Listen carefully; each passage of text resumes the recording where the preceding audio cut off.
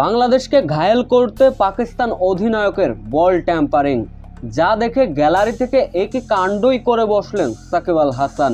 ঠিক কি এমন ঘটেছিল তখন?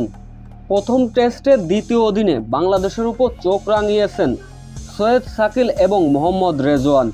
সৈয়দ শাকিল 141 এবং মোহাম্মদ রেজওয়ান অপরাজিত থাকেন 171 রানে।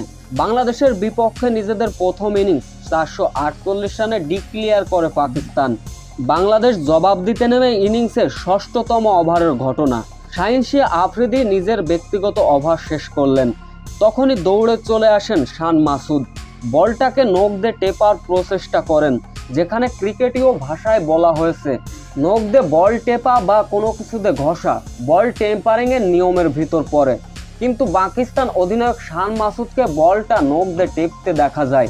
মাঠেই পাকিস্তান অধিনায়ককে ডাক দিলেন আম্পায়ার, কিন্তু কোনো কথা না শুনে বলটি আবার অন্য কারোর কাছে দিয়ে দিলেন, যেটা ছিল ট্যাম্পারিংয়ের মতো সন্দেহজনক ঘটনা।